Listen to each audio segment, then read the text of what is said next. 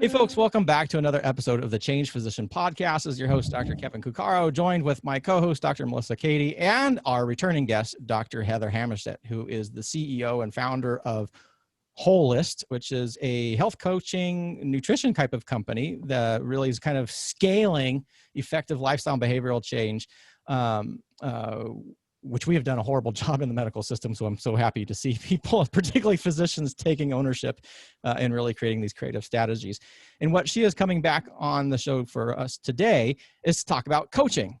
And the importance of this is particularly if you've seen anything in the online world, or even kind of the way people talk about coaching, is there's more to it than we tend to appreciate. So there's a lot of people running around saying they're coaches, or people say that you may need coaching. Health coaching is a big kind of a newer thing when it comes to medicine, with the recognition that so much of our overall health is affected by lifestyle and behavioral strategies. So how can we incorporate effective coaching? And so this is today's episode. Let's talk about coaching, what it is, what it isn't, what are best practices with Wholist physician, Dr. Heather Hammerstedt. So Heather, thank you for coming on the show today. Yeah, thanks for having me again. Yeah, no, I totally agree. I mean, I went and got my health coaching certificate like while I was still in medical school 16 years ago, because I recognized so early of what we were missing in conventional medicine. And I didn't use it for a long time, but I'm so thankful that I have it now, because I think at this point, I think everyone needs a coach. We all need a coach for something. I think I will probably never not have a coach for something at some, at any point in my life moving forward, is my guess. And I'm really excited to see so many other physicians, jumping onto coaching and figuring out what their niche is and how they can improve their practice or improve our communities through coaching. So happy to answer any questions or talk about anything you guys want to today. All right. Well, let's start with the first one. And I'm really big about definitions so that we kind of all understand what it is we're talking about. So in your definition, or how would you explain what is coaching in general? What is coaching? And more importantly, what isn't coaching? Yeah, I think this is all my opinion. I'm sure everybody has lots of other thoughts, but I think of coaching as being the opportunity to hold space for someone to create their own behavior change. And whether that's business coaching, or if it's life coaching, or if it's health and nutrition coaching like we do, it's instead of prescribing someone to do something, telling them what to do, which is generally what we do in conventional medicine, it's asking questions to get people to figure out, are they in like a pre-contemplative change, like behavior change mode? Are they in contemplative? Are they in action mode? Are they in maintenance mode? And it's helping people by asking them questions focused at that stage of where they are, to be able to get them to move forward towards the change that they want. Does that make sense? That makes a lot of sense. But I want to kind of drill down on that a little bit more and emphasize that, because the way that you're describing coaching is creating a space, listening, questioning, figuring out where your client is starting from. That sounds a lot different than I think maybe some people would assume when they hear coaching and think, well, I can just go and coach. That's advice giving, but it doesn't sound that's what you're talking about. This is not advice giving. It's a different sort of skill set. Yeah. What's really interesting is it's kind of the opposite advice. Like, I mean, we have all that advice that we want to give. And I think especially for those of us that are physicians and doing this, it's kind of hard not to just be like, well, just do this, right? Like, as my husband told me once, this is an aside, but like maybe a month or so ago, he had some problem and I gave him an answer and he said, don't you just understand that sometimes I don't need a solution? And I was like, oh, I think it took me 20 years to understand that about you. But I think that's also what we're talking about in coaching, is it's like people sometimes don't need a solution externally given to them. What they need is to go through the process to discover what's going to work for themselves in their own life. And so by not saying like, eat this at this time, this many times for this many weeks, and you're going to lose weight. What we're doing is saying like, well, why do you think that you ended up making that choice? Like, what was it that you were thinking or feeling that you were buffering with that food instead of feeling it, right? Instead of processing that emotion. And so it's really like letting people explore that in a safe place where there's no judgment. So it sounds much more introspective in a lot of ways. And you kind of touched on it when we started. You're thinking everybody needs a coach, or you believe that everybody should have a coach. So why is this kind of introspective space developing? Why is coaching important? Why do you think people should have coaches in their lives? I think regardless of where you are, like, so for me right now, I have a sales coach who's like helping me become better at helping people take action towards purchasing something that's going to change their life. Right. And so I was already pretty good at it. I mean, I have a pretty successful company, but having someone else external to me to like listen to the things that I'm doing and to, give me suggestions or ask me questions to help me grow is only making me that much better. And I think that regardless of what it is that you're trying to tackle in life, it's building a business, it's figuring out marketing, it's figuring out how to not be burned out as a physician, right? That sometimes you can't see those things about yourself. I mean, we have blinders on to ourselves in a lot of ways. Yeah.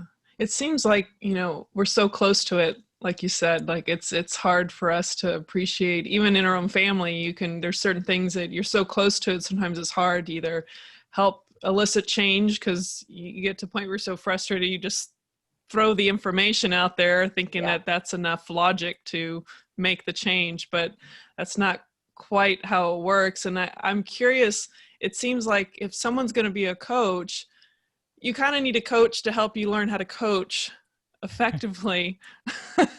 I mean, so how do you know, who the right people are to coach, and who are those people that could be good coaches? To teach you how to be a coach? Is that the question? Or how could you, like in your business, create coaches that are effective? Like, how do you know who the right person is to coach clients? Yeah, it's really hard to know as a client. How do you find the right person? There's no coach certification that's like across the board what everyone should be doing, right? In terms of health coaching, there is now the National Board of Medical Examiners now actually has a health coach certification exam that you can take as a health coach if you come from several different specific organizations that teach coaching, right? So I think that's a big movement forward for health coaching. But for life coaching or for business coaching or anything else, there's not anything like that. So I think you have to find the right personality that you're going to be able to work with, really. And it's the person that you feel comfortable with. And most coaches will get on a strategy call or a discovery call with you for free at first so that you can banter a little bit about what it is that they offer and what you need to see if you're a good fit. For me, I've hired coaches based on, how I feel their presence is when I talk to them. And most of those, but not all, are other physicians. And I will actually, I'll give them like a free client and Zoom kind of spy on them and just make sure that I, think that they're going about it the same way. I think most coaches, though, are going to be focusing on what we talked about at the beginning, sort of figuring out exactly where you are, what the next steps are, and are going to be less prescriptive and more, open-ended with it. Yeah. I think is important. Yeah, I was just thinking about, and I don't want to stereotype physicians, but we tend to, a lot of us can be, stuck with the information. Like you said, it can be really hard sometimes to go there, where a lot of times there's emotions and other things that maybe even we as physicians may not have been comfortable delving into ourselves and navigating that world and have the patience for that. Because it seems like I even have to check myself if I'm trying to coach somebody, where I have to really be curious enough to try to understand what's going on inside and try to put those pieces together in a way that allows them to kind of get it out for themselves. Do you think that there's probably, a lot of physicians might have trouble going into that space because maybe they're not used to going there on an emotional side? I think we're very stoic at times, but thoughts on that? Yeah, no, I agree. I think stoic's a great word. I just listened to a podcast from an emergency physician about the philosophy of stoicism, which is why I just stopped to think for a second. It was really interesting. I think that most people who become successful coaches have been through something that helped them create a process for themselves that they can mirror for other people. And so I'm thinking specifically in the physician world, there are so many of our colleagues that are doing, you know, physician wellness around depression, anxiety, burnout, kind of all these things that we know that we struggle with as a profession. And so many of them came through that and found coaching themselves and are now offering that. And I think that that is probably a really key aspect of their journey to be able to share and empathize and let someone else come through it themselves instead of trying to think that this is the way, you know? So I think that there is a specific aspect around that for sure, for most coaches, but physicians for sure. Yeah.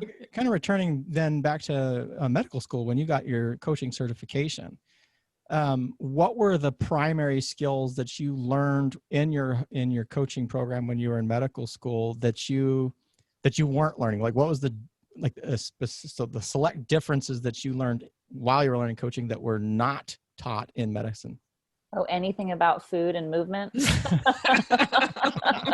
Well, but I guess what I'm looking at is about, so we know that there's an absence of movement and exercise kind of in medical school, but I'm sort of looking at more of the questioning or thought processes. Yeah. Like in medicine, we're you know, taught to, you know, how do you do in HPI and how do you do the patient almost interrogation that we're doing? What were the key skills that you pulled away from health coaching that either were different or then you found optimized your medical practice?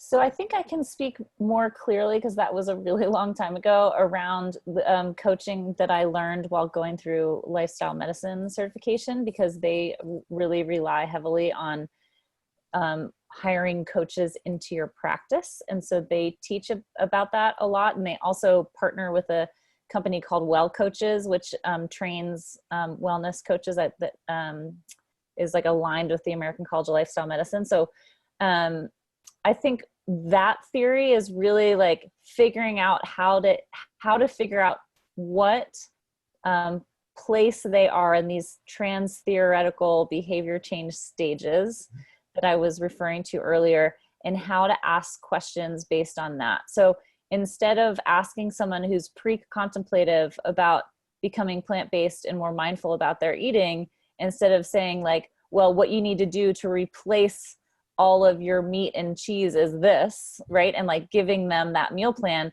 is being like, so like, what's making you think about this? Like, can I ask you a personal question? Like, what is it that now in your life is bringing you to a place that you're even thinking about becoming plant-based? I mean, you can't lay on plans to someone who's not ready to hear it. And I think that's an important thing for physicians to learn in general, whether you're going to be a coach or not, because I think so many of us are telling people what to do when they're not going to do it, because they're not in a place to do it. So I think that was a key skill. I think also just learning more. I think my health coaching certificate in 2004-ish was really around like how many different ways there are to think about eating and to think about moving, and being like open to all of those things.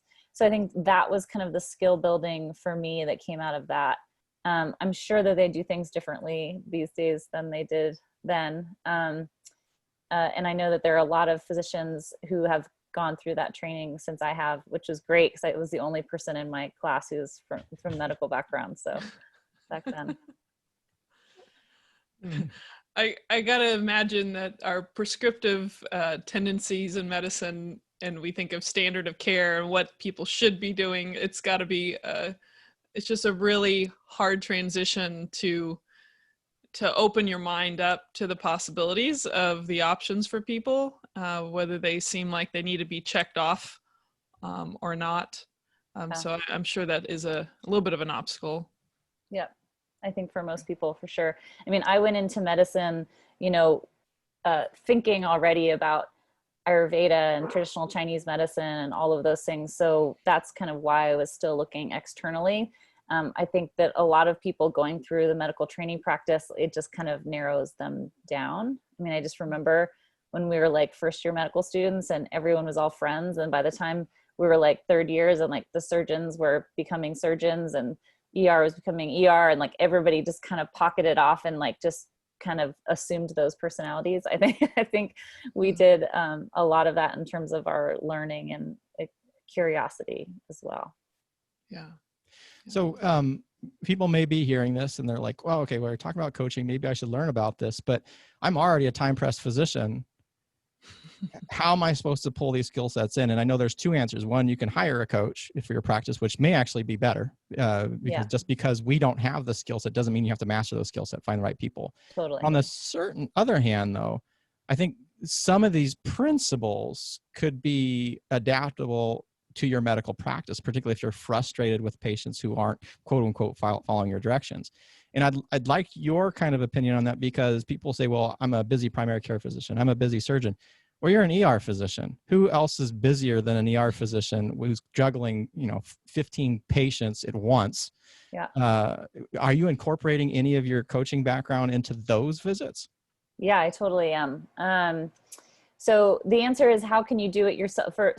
First off, I think hiring a coach into your practice is awesome. There's a bunch of lifestyle medicine doctors who have conventional practices that do that have a health coach or a nutritionist working as a health coach who can spend more time than they're able to really like tee things up and have the physician just do kind of the purely medical aspect. And a lot of that's happening in like the direct care sort of realm.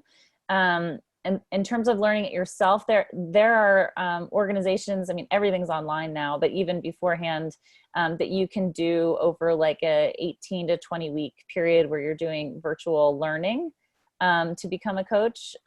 So the Well Coaches School does that. And a couple of the life coaching schools do that, I know, as well as the Institute for Integrative Nutrition, which is where I went. So I think, there are ways to build that in to learn. I think there's always something we could be saying no to, right? Like we're pretty bad at that, but you can always be prioritizing your time and where you want to be spending it.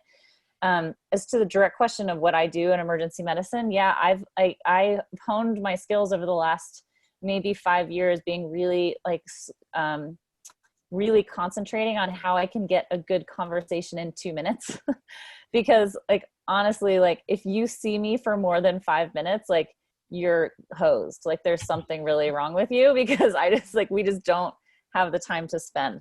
So, so I've been able to figure out how to kind of not coach, but get to kind of key lifestyle changes that I think that people need to make, and try to figure out a way to couch it in a way that they can hear it when they're in their perceived emergency or emergency situation, right? So they're there because they had chest pain and ended up being GERD and esophageal spasm, but they thought they were having an MI, right? And so they might actually hear me when I'm telling them what they need to be doing with their changes, when their primary care doctor was never able to access that part of them. So, so I've actually packaged this into a lifestyle medicine course for physicians, where it's an 8-week podcast driven course where they can listen and learn and then get I call them Hammer 2-minute takeaways, so that they can kind of try to take that lesson and implement it in a really like tiny time frame for patients. Is there a way that you kind of figure out who's the ideal client? Or, I mean, do you take all comers, or do you kind of put them through some kind of screening?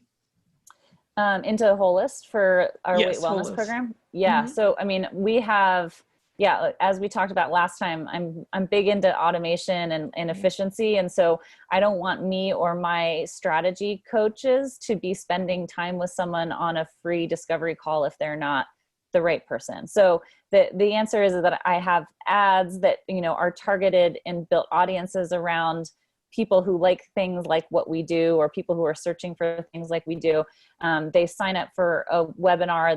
They watch the whole webinar. The only call to action in that webinar is for them to get onto a call with us. So if they choose to do that, then they have homework they have to do, including videos they have to watch before they get on the call with us, so that they already have a feeling for what we're doing. They already have like a philosophy behind what we're doing. They've been able to show that they're going to do the work and take action. And then we spend about 45 minutes on the phone with each person, about, you know, what their specific issues are, what they're struggling with, what they've tried before, what hasn't worked before. And there are certainly people that we don't offer the program to. If it's not right, we send them to someone else, or we send them free trainings, or they're just in our Facebook group. Because you have to be, you know, if you want to take on something like what we do, like, we're going to hold you accountable, and we're going to expect you to do the work, and we're going to expect you to stumble and need help, and we can help you if you're willing to be helped. But not everyone's in that place, right? Not some people are pre-contemplative and doing research instead of trying to make a decision to change their life. Yeah. There's an, you know, application form, and we get tons of information before they get on the phone with us, which is helpful. And then when you engage them into the process, how much of is it like 50% online, 50% on the phone? Like, how is it kind of structured? So it's a 12-week program. Every day they get a podcast sent to them on weight science and on mindset around food. It's sort of like a blueprint that kind of walks them through the 12 weeks of all the things that I want to say to every single person, but don't have the time to. Mm-hmm. So they listen to me every morning. They have documents and references and transcripts that go along with that every day, for like kind of like a university level course, basically, around weight and food. And then they have a video call once a week with their weight coach. And then they have the opportunity to group chat with all of us on an app that we have, as well as taking photos of their food that goes to the coaches, so it can track when and what they're eating. So we're not obsessing and counting calories and macros and all those things. We're just trying to decide what their plate looks like and what works for them. And then they have a mindset coach as well that meets them 4 times on video. So it's all virtual, but there are a lot of touch points. Good. Can we expand on the mindset coach a little bit here? Because I'm sure that many people in the audience may not know what's a mindset coach, and why do you have to have a coach for your mind? That makes no sense. Yeah. Well, yeah. And I think it's a really growing field, and I feel like I kind of made up the term at the time. But I think it's becoming more common, especially in like business coaching, to like have someone available for you. And really what it is it's helping you figure out how your thoughts are affecting your results. So, you know, we talk all the time in parenting, right, about growth mindset and fixed mindset. So a fixed mindset is someone who believes that they were born with the things that they have, and that's just the way that it is, right? And a growth mindset is someone who believes that their path forward is through growing and changing and acquiring new skills. And so it's sort of the same thing with mindset coach. It's trying to figure out kind of what are the thoughts that you're having that are limiting your ability to get to whatever goal that you have. Because understanding that like we can't control your circumstance, but you can control your thoughts about it, is what creates your feelings and your actions and your results. And so sometimes it depends on what type of style of our mindset coaches, of how they approach that. Sometimes if it's going to be a life coach oriented sort of mindset coach, which we have several, they're literally going to be like, what's another thought that you could have around this circumstance that you have? And force that thought a little bit, right? It feels a little bit false. It feels weird. You know, I don't want to like say I'm successful and powerful today, right? But sometimes those kind of thoughts, they actually do create other feelings, which do create actions and get you the results. So sort of rewiring your brain a bit like that. I have a hypnotherapist who's a mindset coach who's really digging into, getting you into a guided meditative state to figure out what are the kind of thoughts and circumstances and experiences you've had in the past that have led you to the actions that you currently do without even thinking about it, like subconsciously, and helps you sort of confront and clear those things. And then we also have a neurologist on staff who does neuro coaching, really doing biohacking around how your brain and your hormones work around sleep and exercise and decision making and those kind of things. So I think, a mindset coach can really be anything, as long as it's concentrating on how do you actually like get out of your brain and analyze it a little bit and realize that we make 700 new neurons a day. And so the opportunity for those neurons to play together in a new way means that you're creating new tracks and really able to rewire the way that you approach your life, which is, I think one of the biggest things that we give the people in our program is not just, how much they weigh, but it's the ability to analyze themselves and their emotions and their actions and where they want to be. You end up with people like getting out of relationships and getting into relationships, getting new jobs, like all sorts of things out of it. So it's fun. Making transformative change, which is what I just love about it. And you don't see enough, and it is so critical, that mindset, and yet so few people really recognize that. You mentioned growth versus fixed mindset, Carol Dweck's research.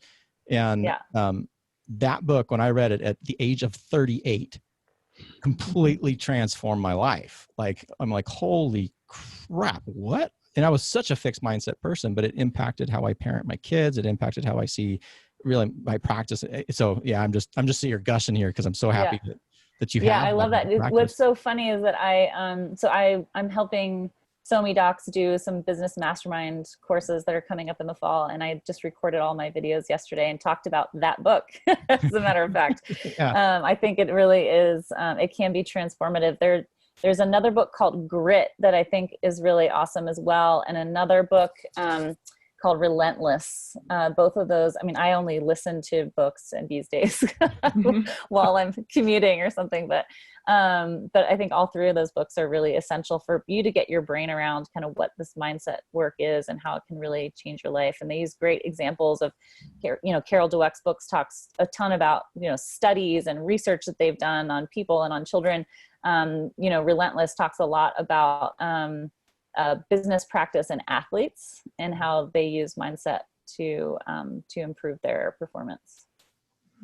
I think that's, as much as we're talking about coaching and the various components, I think it's obviously great to have nutritional guidance and some, actual things that people can learn, but hands down, I feel like that mindset coaching is the biggest part and biggest player. Nowadays we have so much information overload out there, and it might be hard just to figure out what that is. And and coaches can help direct that, but there's nothing like digging deep. It's the most uncomfortable, hardest work, and takes the most time for us to, rewire and be aware first and foremost. I think being aware of that, like, Kevin was just talking about, is critical for every aspect. And when you said earlier at the beginning that we all need a coach, we tend to run a path over and over again and don't even recognize it as a problem and or keeping us from our goals or aspirations. And I know Kevin and I've talked about this. There's things that I could have a coach for too, but I think that is such a critical piece. So I just wanted to say that I think that, every physician should consider that, whether for their own clients or themselves, and they'll see benefits. Yeah, for sure. The hard thing is that it's an untangible benefit. Always. Right? It's stuff we can't see. It's always the problem. And it's hard. And it's hard when we're all busy clinicians. We've got, kids starting virtual online school, you know what I mean? Like there's just so many things in the air that it's hard to concentrate on yourself. But as I always say to, our clients, it's like, you can't fill anyone else's cup unless yours is full. And sometimes you need to fill that in a way that seems, selfish at times, which is taking the time to value you and your brain and your body. And, there's only so many things that we can control in our life right now. And that's, what you fuel yourself with, how you move your body, what your thoughts are, and what your inner state is. And only you can make those choices. And if you can do all four of those things to the best of your ability, everyone is around you is going to be better for it. Yeah, absolutely. And I think that is a wonderful place to end. Otherwise, we'll be talking to you for hours and hours and hours, because I do think this is such an important thing that's been missing in healthcare in general. And so I really appreciate you coming on. And Melissa, do you have any last questions you want to ask, or you want to close us out? I can close us out. No, I think, health coaching in general is just a much needed thing, especially with all the chronic illness and issues and stress and anxiety that is kind of ravaging our nation and the world too. So thank you for the work you're doing and trying to scale that so that more people can benefit. Yeah, thanks for having me. Sure. And for those listening, I'm Dr. Melissa Cady of the Change Physician podcast with my co-host, Dr. Kevin Cuccaro, and our awesome guest, and from the Wholist.com. And is it Wholist Health or Wholist Health? The company's called Wholist. The website is wholisthealth.com. Yes, wholisthealth.com. Go there. Our wonderful guest, Dr. Heather Hammerstedt, and we will talk to you on the next episode. Take care.